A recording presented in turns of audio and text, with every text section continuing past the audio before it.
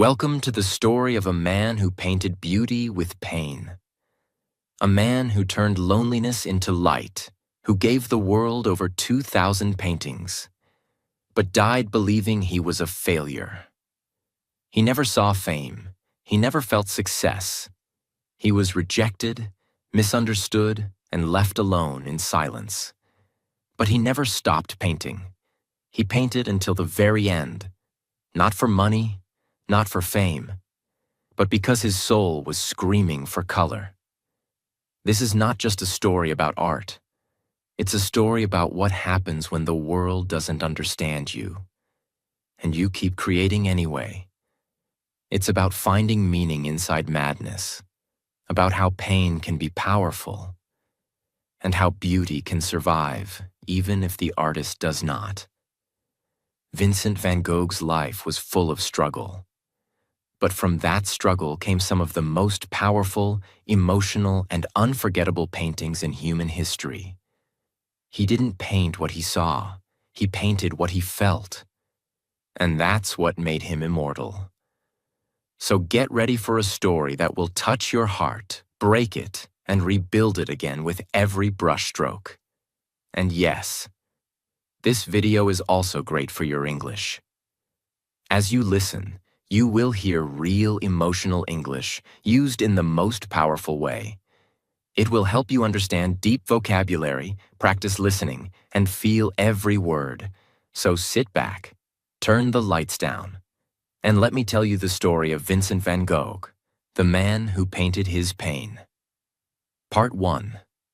A Quiet Boy in a Cold World, 1853 to 1873.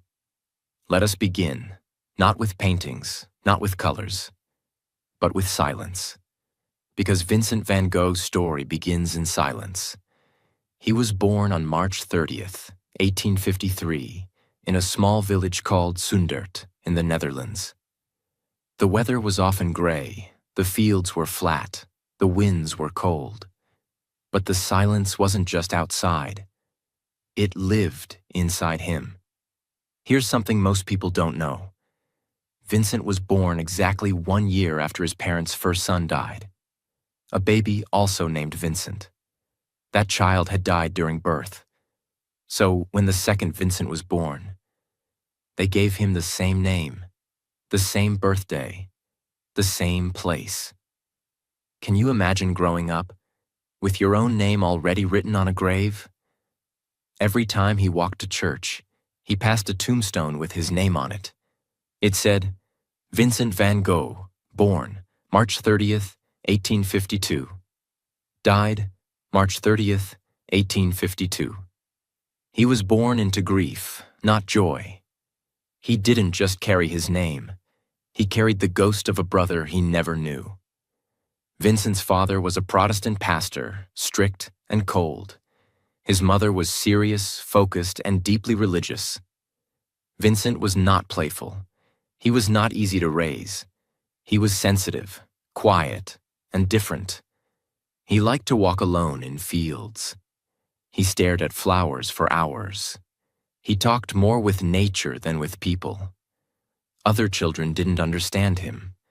Teachers didn't understand him. Even his parents didn't understand him. But he had one light in his life. His younger brother, Theo van Gogh. Theo was kind, gentle, and always listened. He believed in Vincent, even when no one else did. This bond between two brothers would become one of the most important relationships in art history. Without Theo, there would be no Vincent. And that's not a metaphor. That's a fact. But as a child, Vincent didn't dream of being a painter. He didn't believe he was good at anything. At 11, his parents sent him to a boarding school. He hated it. He was bullied. He wrote letters home begging to come back.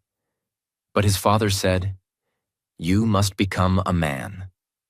Vincent obeyed. He always tried to be what others expected. He wanted to please his father. He wanted to be useful. He wanted to matter. But no matter how hard he tried, he always felt like a failure. At 16, Vincent began working for an art dealership called Goupil and Cie.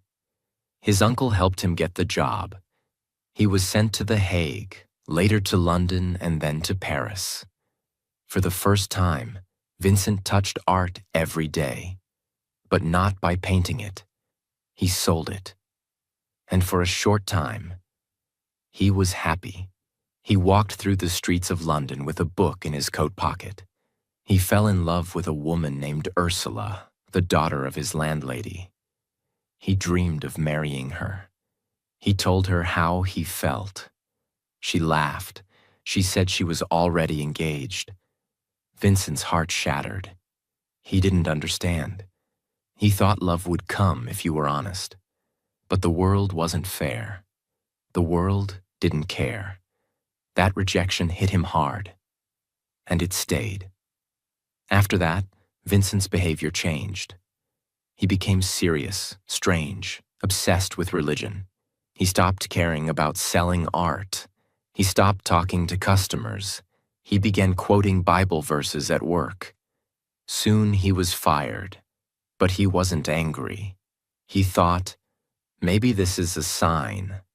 So he decided to become a preacher like his father. He went to Belgium and started preaching in coal mines, living with the poor, wearing rags, giving away everything. He wanted to suffer like them. He believed suffering was holy, but even there, he was rejected.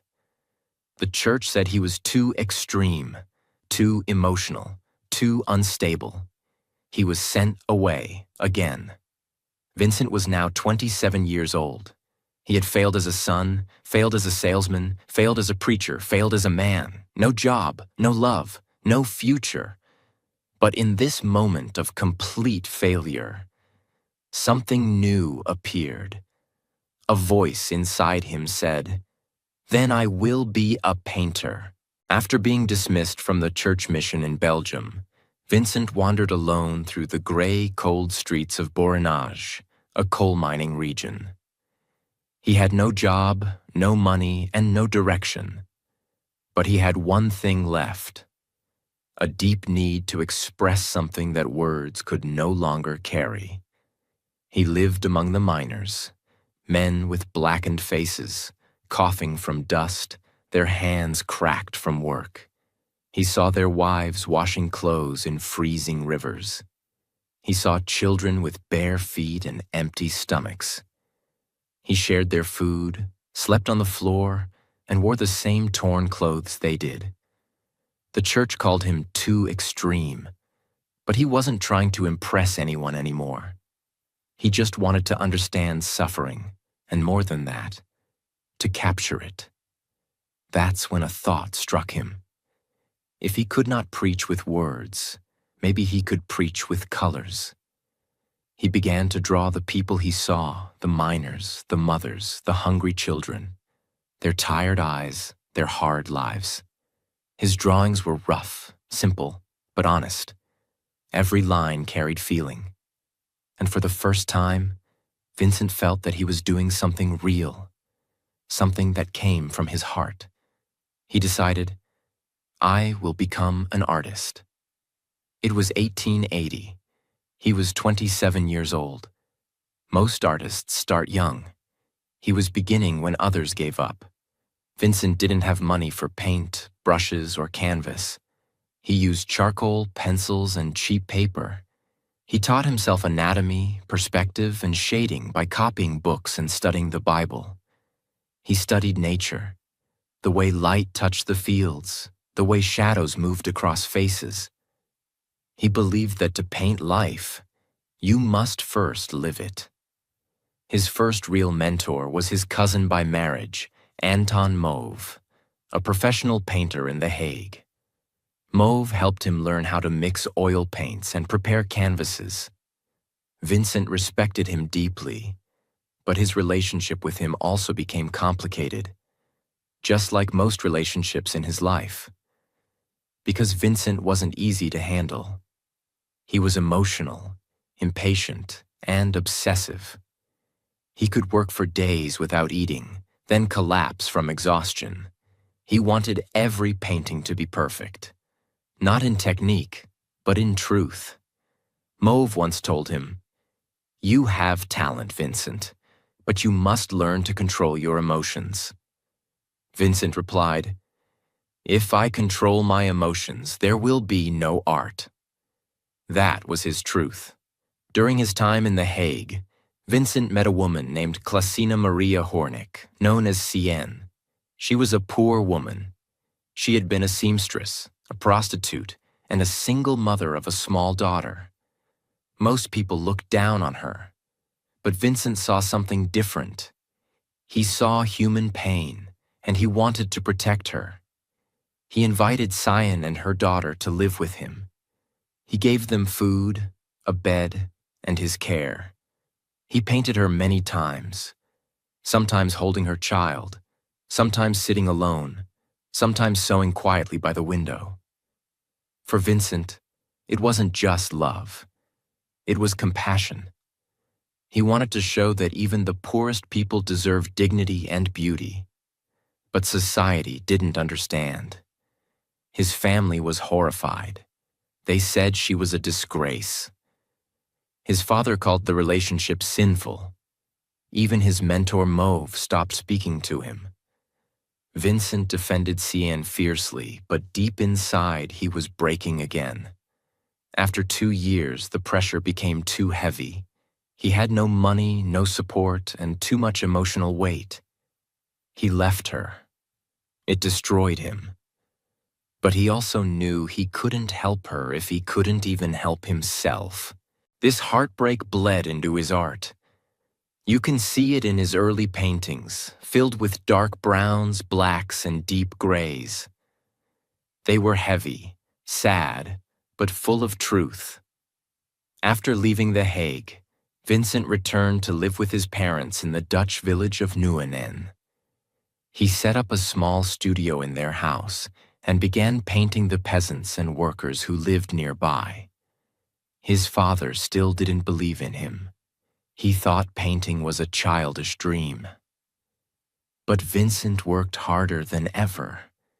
He would wake up before dawn, walk for hours across the countryside, and study the faces of farmers and women working in the fields. He didn't want to paint rich people or pretty scenes. He wanted to paint reality, the sweat, the dust, the rough hands that fed the nation. In 1885, after 5 years of self-teaching and endless practice, Vincent created what he considered his first real masterpiece, The Potato Eaters. It shows a poor family sitting around a dimly lit table, eating potatoes with their hands. Their faces are rough, their skin is dark, their expressions tired. But there is warmth in their togetherness. Vincent said, "I wanted to show that these people have earned their food honestly. They have tilled the earth themselves." The painting was earthy, real, emotional, exactly what he wanted. But the art critics hated it. They called it ugly, unrefined, and poorly painted. Vincent was crushed, but not broken. He wrote to his brother Theo, "I would rather paint one honest face full of wrinkles than 100 smooth ones full of lies." That one sentence shows the essence of Van Gogh, a man who cared more about truth than perfection. Throughout these years, Vincent wrote hundreds of letters to his brother Theo. These letters are among the most beautiful ever written, full of emotions, dreams, doubts, and gratitude. Theo wasn't just his brother. He was his best friend, emotional support, and financial lifeline. Theo worked as an art dealer in Paris and sent Vincent small amounts of money every month so he could continue painting. In return, Vincent sent him paintings, sketches, and letters describing every feeling he had. He wrote about the way sunlight changed the colors of fields, about his loneliness, his anger, his love for art, and his fear of failure. It's because of these letters that today, we know exactly how Van Gogh thought and felt. But life in Nuenen wasn't peaceful. Vincent had problems everywhere he went. The villagers didn't like him. They thought he was strange. He often painted women in fields or inside cottages, and people spread rumors about him. His relationship with his father became worse every day. In 1885, tragedy struck. His father died suddenly of a heart attack. Vincent blamed himself. He thought his stubbornness and behavior had caused his father stress. He felt enormous guilt. But he expressed it not with tears, but with color. He began painting even more obsessively. Day after day, he stood in the cold, mixing paints with trembling hands, trying to turn sadness into something beautiful. But inside, he was still lost. He needed change. He needed new air, new light, new inspiration. By 1886, Vincent decided to leave his home and move to Paris, where his brother Theo lived. He wanted to see the modern art world, to meet other painters, to learn new styles. He believed that Paris would change his life. He packed his paints, brushes, and canvases, said goodbye to the small Dutch village that never understood him, and took the train toward the city that would shape the rest of his life. He didn't know it yet, but Paris would introduce him to color, friendship, rivalry, and the beginning of madness. Part 2. The Colors of Paris, 1886 to 1888. In February 1886, Vincent van Gogh arrived in Paris, where his younger brother Theo was working as an art dealer. Theo welcomed him with open arms, but he was shocked. Vincent looked like a ghost. He was thin, pale, sickly. He had barely eaten. His clothes were worn out. But in his hands, he carried a small bag with what mattered most: his paintings.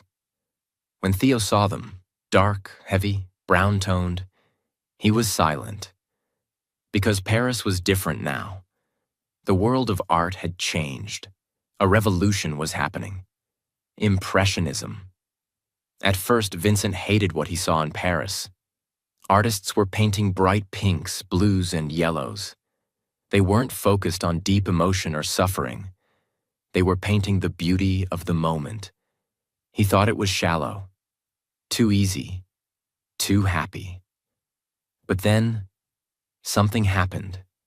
He saw the works of Claude Monet, Edouard Manet, and Camille Pissarro, and his heart began to change. He saw how they painted light, not just objects.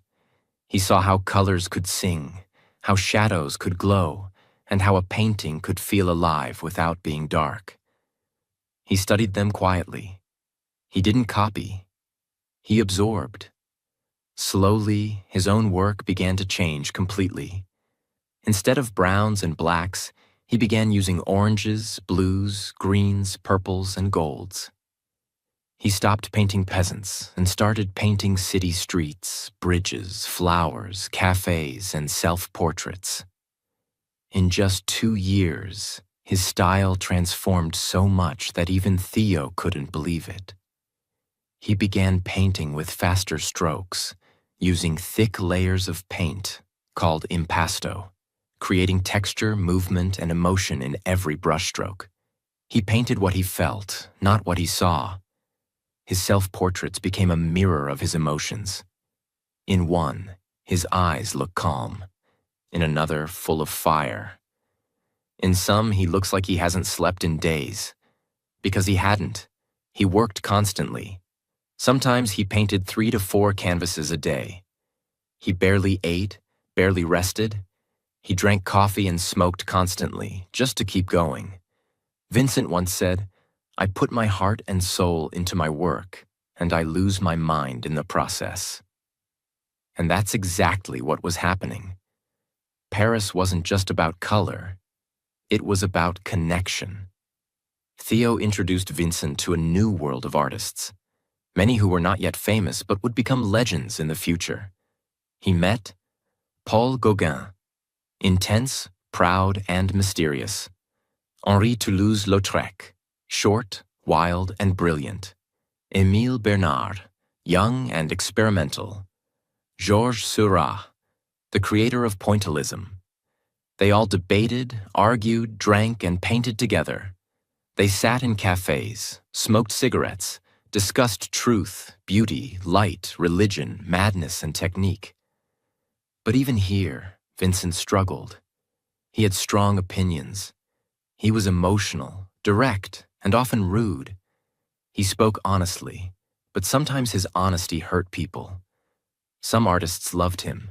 Others avoided him. He didn't belong to any group. He was too intense, too much of a storm in a quiet room. But they all respected one thing. His passion was unstoppable. Even if they thought he was strange, they knew he was real. He wasn't chasing fame. He was chasing truth. During this time, Theo played a silent, heroic role. He paid for everything. Vincent's food, rent, paint, canvas, brushes, and medical treatment. Even when Vincent ignored him, argued with him, or disappeared for days, Theo stood by him. Theo even tried to sell Vincent's paintings to clients, but nobody bought them. They said, "Too messy, too emotional, too wild. He will never be successful." Theo wrote to friends, "My brother may be mad, but his madness is pure." Imagine the pain Theo must have felt, seeing the genius, but knowing the world was blind. As Vincent painted brighter colors, his soul grew darker. He became more isolated, more anxious, more obsessed.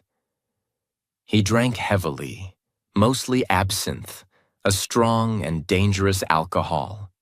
He barely ate. He worked all night, slept all day. He wrote hundreds of letters to Theo, filled with hope and despair in the same sentence. He was now 35 years old. He had no wife, no children, no fame, no peace.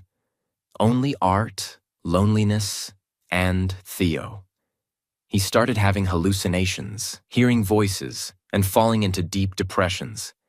But even as his mind broke, his paintings exploded with energy. By 1888, after 2 intense years, Vincent couldn't take Paris anymore. The noise, the chaos, the competition. It was too much. He needed quiet, sunlight, and space to breathe. So he packed his things, dozens of canvases, hundreds of brushes and paints, and left Paris. His destination, Arles, a small town in the south of France. A place of bright sun, yellow fields, olive trees, and blue skies. Vincent believed that in Arles, he would finally build his dream. A house where artists could live and paint together. He called it the Yellow House. He wanted to create an art family, a brotherhood. He believed that art was more powerful when shared. He didn't know it then. But Arles would be the most beautiful, the most creative, and also the most tragic chapter of his life. He arrived in Arles, a small town in the south of France, in February 1888. The streets were quiet. The sun was warm. The skies were clear. The fields stretched golden into the distance. This was the opposite of everything he had known. And for a moment, he felt peace. Vincent rented a small home at 2 Place Lamartine, a modest house with pale yellow walls. He painted the walls himself. He filled the rooms with his own paintings. He placed his easel by the window to catch the light. He called it the Yellow House. But it was more than just a home. It was a dream. His dream. He wanted this to become a place where artists could live together, paint together, share meals, argue about philosophy, and build a new kind of art movement, full of emotion and truth. This was going to be his artist's paradise. A new beginning, a family of colors. In the first few months, Vincent painted like a man possessed. He was overwhelmed by the light, the colors, the movement of the South. He began experimenting with bright yellows, fiery oranges, emerald greens, and soft purples. He painted the fields and wheat bending in the wind, the stone bridges warm from the sun, the night sky filled with swirling stars, his bedroom small and simple, filled with blue peace, the chairs, the boots, the coffee cups, every detail of life turned into emotion. But most famously, he painted sunflowers. A simple flower, but under Vincent's hand, it became something holy. The petals glowed, the stems leaned with movement, the colors shouted without words. He painted 7 versions of the sunflowers, each one different. Some full of life, some dying, some open, some closed. Because that's what he believed. Even dying flowers are beautiful. He once wrote, "The sunflower is mine, in a way." And he was right. Nobody had ever painted them like that before. And nobody ever would again. While Vincent painted day and night in Arles, Theo continued to support him from Paris. Money was tight. Critics still ignored Vincent. Paintings didn't sell. But Theo believed in his brother and wanted to help him build his artist community. So Theo wrote to another painter, a man named Paul Gauguin. Gauguin was proud, bold, confident, and very talented. He had lived in the Caribbean, painted with fire, and wanted to escape the cold art world of Paris. Theo offered him a deal. "Come live with my brother in Arles. Paint with him. I'll pay for your journey," and support Gauguin agreed. In October 1888, Paul Gauguin arrived in Arles.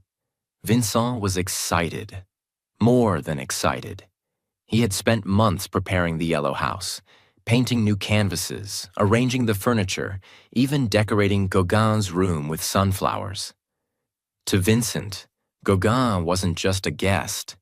He was the beginning of the family he had always dreamed of. For a short while, it was magical. The 2 men painted side by side. They walked through fields together, debated art, painted portraits of each other, drank wine, and worked late into the night. But underneath the surface, trouble was growing. Vincent and Gauguin were very different people. Vincent was emotional, sensitive, fragile. Gauguin was tough, proud, distant. Vincent wanted to share ideas. Gauguin wanted to be the leader. Vincent saw painting as a way to show love. Gauguin saw it as a way to show power. Their arguments became louder, their moods darker. Vincent became paranoid. He feared Gauguin would abandon him, like everyone else had. But he also loved Gauguin like a brother. He admired him. He wanted to be understood by him. That mix of love and fear made everything dangerous. On December 23, 1888, the storm broke. That night, nobody knows exactly what happened, but the results were unforgettable. Vincent and Gauguin had a violent argument. Some say it was about art. Some say it was about money. Some say it was about love, even jealousy. Gauguin left the yellow house, walking away into the night. Vincent, heartbroken and alone, collapsed.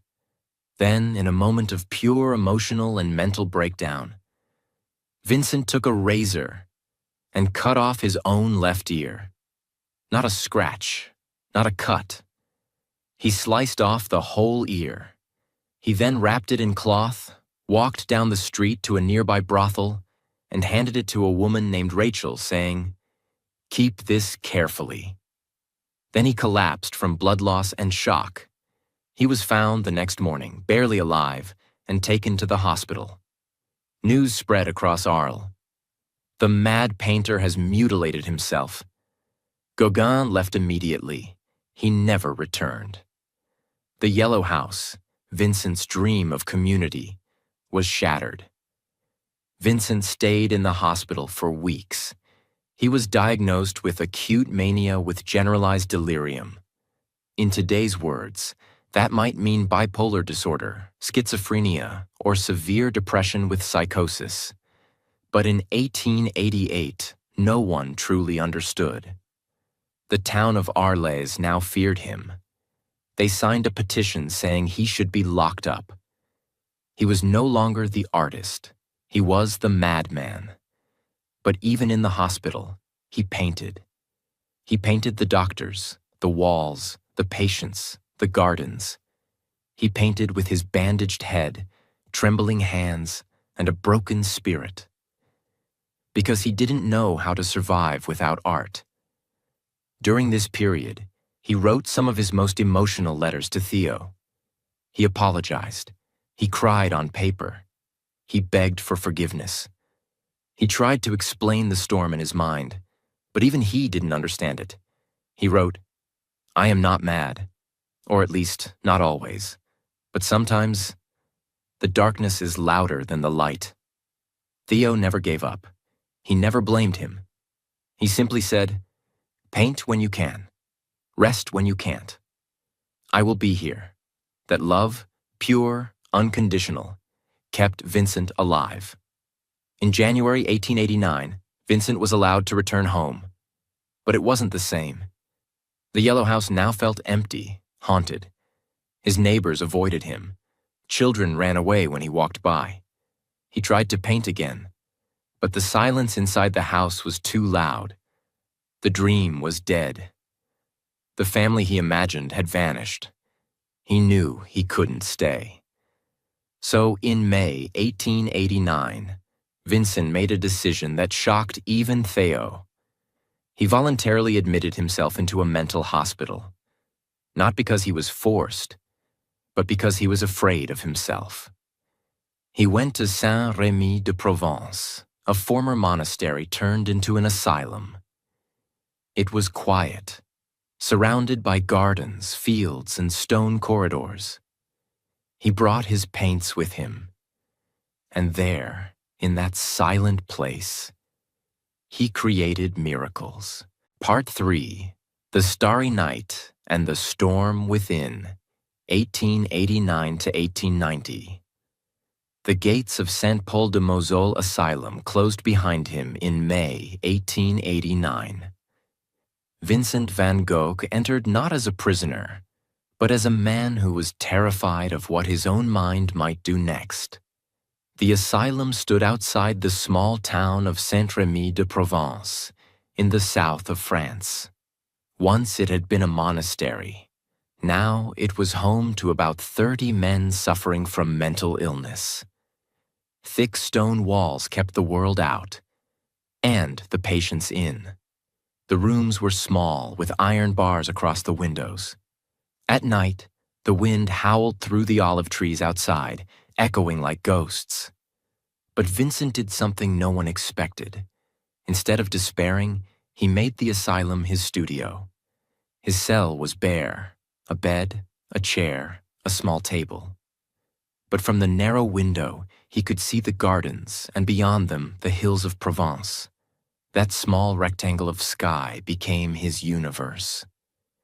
He was allowed to walk outside under supervision, so he studied the olive groves, the cypress trees, the wheat fields, and the blue mountains in the distance. Every day he carried his paints, brushes, and easel into the courtyard. The other patients watched him quietly, some talking to themselves, some staring into space. But Vincent was calm when he painted. It was the only time his mind stopped shouting. He wrote to Theo, "I feel calm when I paint. The suffering passes, and I feel harmony again." At first, he painted what he saw directly around him. The garden of the asylum, full of irises and roses. The long corridors echoing with footsteps. The doctors and attendants who cared for him. He painted self-portraits again, dozens of them, because, as he said, "I have no other model." In each portrait, his expression changed, sometimes weary, sometimes fierce, sometimes peaceful, sometimes afraid. He was recording his soul, not his face. He painted the irises with purple petals twisting in every direction, alive and wild. He painted olive trees that seemed to dance in the wind, their branches curling like flames. He painted the cypresses, tall and dark, reaching toward heaven like black fire. Those paintings weren't quiet landscapes. They were his inner storms made visible. One night, unable to sleep, Vincent looked out of his barred window. The sky was alive, not flat or still, but moving. The stars seemed to spin and pulse. The moon glowed like a lantern, and the wind made the trees sway like waves in an ocean of air. He stared for hours. Then he turned to his canvas. What he painted that night became one of the most famous images in the world. The starry night. It wasn't a realistic sky. It was the sky as Vincent felt it. The energy, the motion, the fire behind the calm. He used thick swirls of blue and white, golden stars bursting like suns, a crescent moon, a dark cypress rising like a question, and below it all, a small, silent village asleep under the cosmic storm. In the painting, the stars seem alive, and the earth seems still. Exactly how Vincent felt inside. His mind was chaos. The world outside was peace. So he reversed them. He wrote to Theo. Why, I ask myself, shouldn't the shining dots of the sky be as accessible as the black dots on the map of France? Just as we take the train to go to Tarascon or Rouen, we take death to go to a star. That one line shows how he thought, not with despair, but with wonder. Even when his life was breaking, he still believed in light. But the peace never lasted. There were days when he couldn't paint at all. He had violent seizures, what doctors called epileptic fits. He would collapse, shake, and wake up confused. Sometimes he tore his own clothes, screamed, or refused to eat. He was haunted by voices, by nightmares, by loneliness. Yet even after each episode, he went back to work. He didn't destroy his madness. He painted through it. He wrote to Theo, I am unable to describe exactly what is wrong with me. There are moments when I am terribly anxious and I don't know why. But I must go on working as if nothing had happened. That sentence alone defines his genius. He kept painting even when he didn't trust his mind.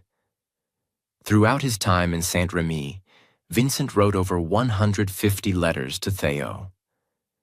They are some of the most tender letters ever written between two brothers. He described each painting in detail, the colors, the brushstrokes, the mood. He told Theo how the cypresses fascinated him, how the wheat fields made him think of eternity, how he felt trapped yet strangely alive. And always, he thanked Theo for his patience and money. Theo, in return, kept encouraging him. He promised that one day people would see Vincent's worth. He sent him supplies, words of love, and sometimes paintings from other artists so Vincent could study them.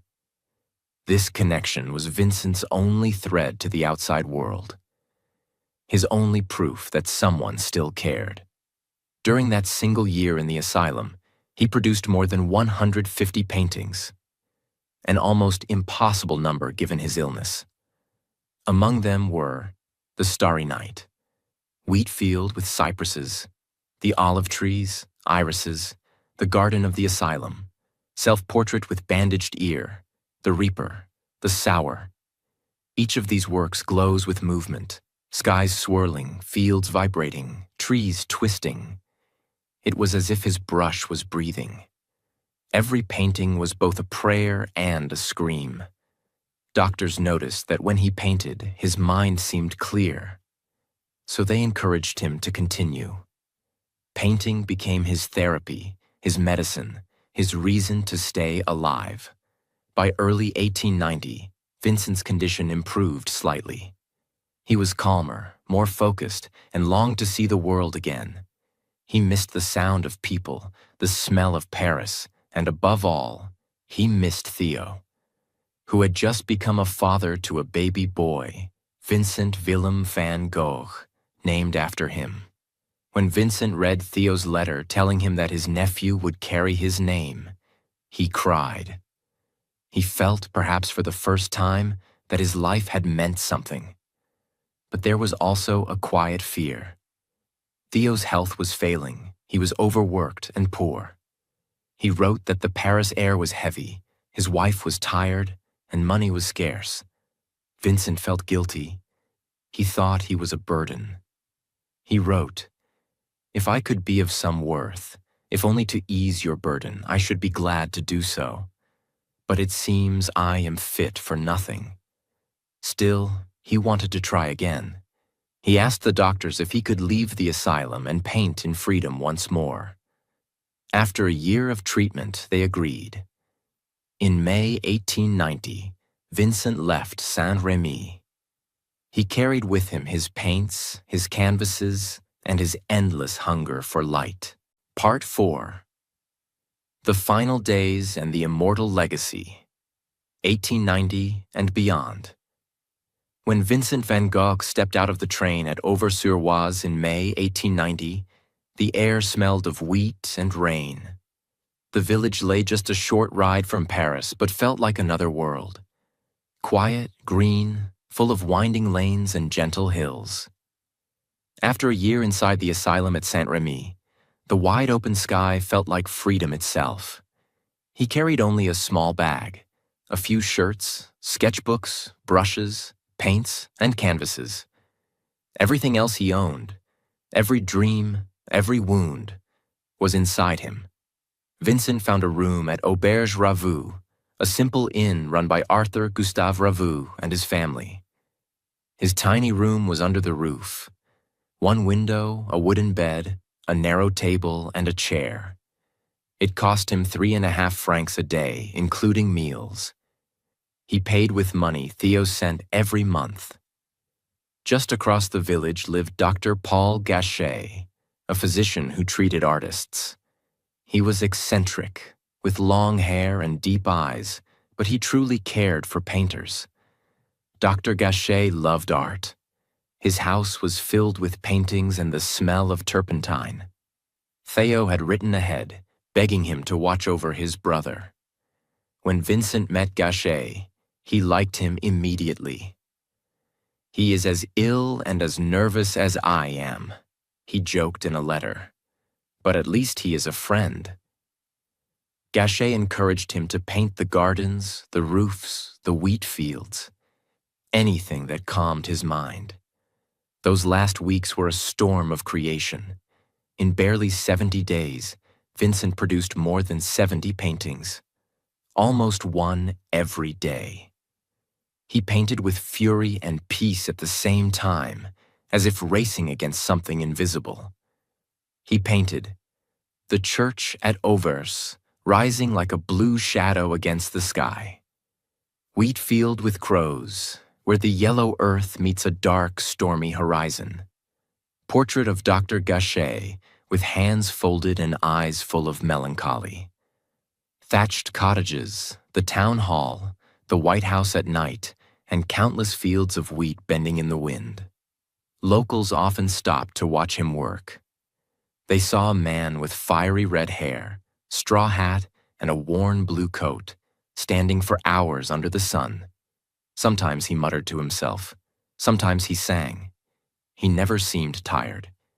He told Dr. Gogh, "I feel calm here. The countryside is very beautiful. I could work here forever." But forever was close. Vincent still wrote letters almost every day to Theo, who was now married and had a baby son, Vincent Willem. He was proud that the child carried his name. But beneath the joy, he felt guilt. He knew Theo's finances were collapsing. Art sales were poor, his health was failing, and he had a wife and child to care for. Vincent wrote, "I risk my life for my work, and my reason has half-foundered in it. And later, what can I do, my dear brother, except go on? I cannot be other than I am. Theo begged him to rest, but Vincent couldn't. He painted like a man who knew time was short. He told people, I am trying to do as much as I can before the light fades. Though his letters sounded calmer, his inner world was restless. He was plagued by sudden waves of sadness and fear that no one could explain. Sometimes he spoke normally. Other times, he fell into long silences. He walked through the wheat fields alone for hours, staring at the horizon. To the villagers, he seemed strange but harmless. A quiet man who always painted. Children followed him curiously. Adults nodded politely but whispered about the crazy Dutchman. He began to worry that Theo might lose his job and be unable to support him. He believed he was a burden, the same thought that had chased him since youth.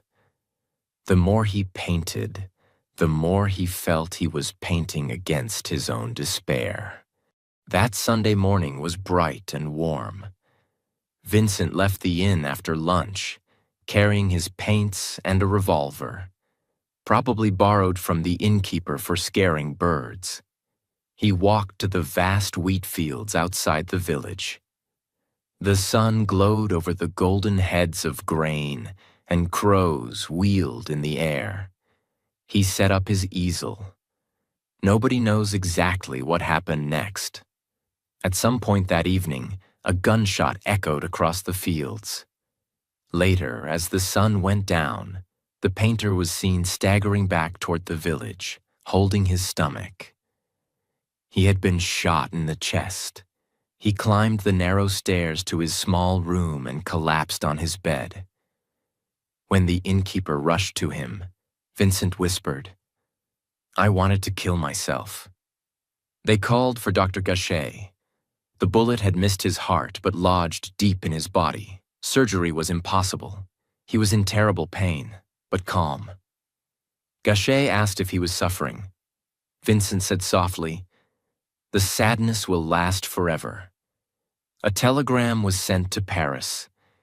Theo dropped everything and took the first train to Auvers. When he reached the inn the next morning, he found his brother lying in bed, pale and breathing heavily, his hands stained with paint.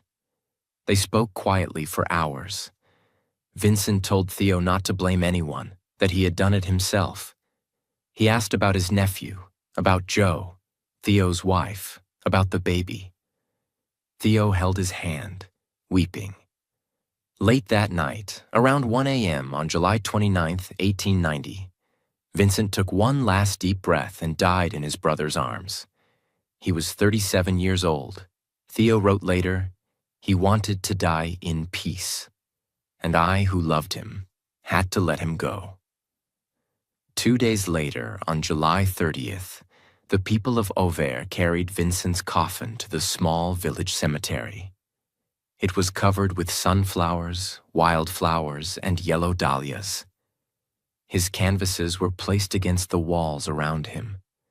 Artists, villagers, and friends stood silently. Dr. Gogh delivered a short speech.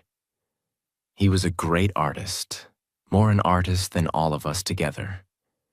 He had only one desire, to express what was in his heart. Theo stood by the grave, unable to speak.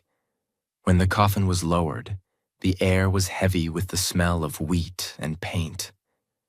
After Vincent's death, Theo's health collapsed completely. He was exhausted, depressed, and heartbroken. He wrote letters saying he heard his brother's voice in his dreams. Within 6 months, he became severely ill and was taken to a hospital in the Netherlands. On January 25, 1891, barely half a year after Vincent's death, Theo van Gogh also died, at the age of 33. He was buried in Utrecht. Later, in 1914, Theo's wife, Jo van Gogh Bonger, arranged for his body to be reburied next to Vincent in Auvers-sur-Oise. Today, the two brothers rest side by side, their graves covered with ivy, under the same open sky they both loved. After losing both men she loved, Jo inherited hundreds of Vincent's paintings and letters. She could have sold them cheaply or hidden them away. Instead, she made it her life's mission to show the world who Vincent truly was. She organized exhibitions, translated and published the letters of Vincent van Gogh, and tirelessly promoted his art. Through her, people began to see not the madman, but the visionary. By the early 1900s, critics finally understood his genius. Collectors paid attention. His paintings appeared in museums. One by one, the canvases that had been laughed at or ignored became treasures. 30 years after his death, his name spread across Europe. By mid-century, he was taught in every art school. Today, his works are valued in hundreds of millions of dollars, hanging in the world's greatest museums: the Van Gogh Museum in Amsterdam, the Musée d'Orsay in Paris, the Metropolitan Museum in New York. But more important than the money or fame is what his art represents: honesty, emotion, courage, and beauty born from suffering. He painted the way he felt, not the way he was told. He proved that even when life is filled with pain, the soul can still create light. Vincent van Gogh's life was not a failure. It was a lesson, a reminder that value doesn't always arrive during life. He died believing no one cared, yet his work now comforts millions. Every brushstroke was a heartbeat, every color a cry for understanding. He gave us a way to see the world not as it is, but as it feels. He taught that beauty can exist inside sadness, that a single person, no matter how broken, can change the way humanity sees everything. Imagine the scene of his final painting. A wheat field, the sky split by black crows, paths that lead nowhere. Some see it as a vision of death. Others see it as freedom. Perhaps it was both. The crows were flying home. The wheat was ready for harvest. He had finished his journey. And as the wind moved across the field, the stalks of wheat bent and shimmered. The same golden light that once fell on a boy in the Netherlands.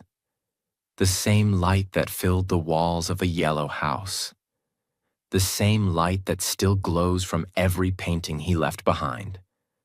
More than a century later, people still stand before his paintings and cry. They see themselves, their loneliness, their hopes, their storms. They realize that genius is not perfection. It is truth expressed with heart. Vincent van Gogh lived poor, sick, and unseen, but he taught the world that to feel deeply is not a weakness. It is art, and that is why his name will never fade. He did not just paint Starry Night. He painted what it feels like to be alive. Vincent van Gogh never gave up, even when the world gave up on him. He failed in school. He failed in love. He failed in business, in religion, in friendship. But he never stopped searching for what was real.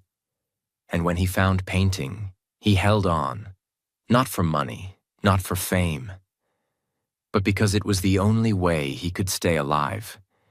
He didn't paint for galleries. He painted to breathe. He painted when his hands shook. He painted when his mind collapsed. He painted when nobody believed in him. Except one person, Theo. And that's one lesson we must never forget. Sometimes one person believing in you is enough.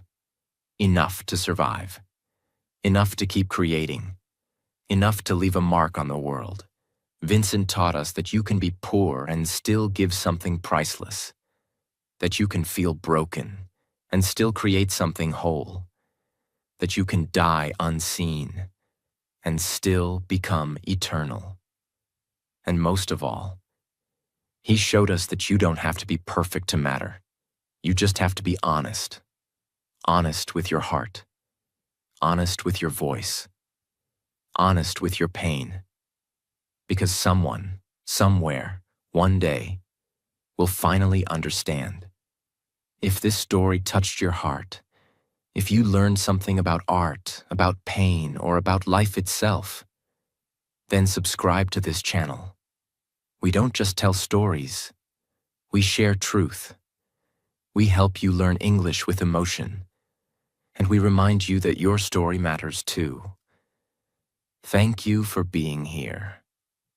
And remember, even in the darkest night, someone is painting stars for you. Subscribe now. Your journey is just beginning.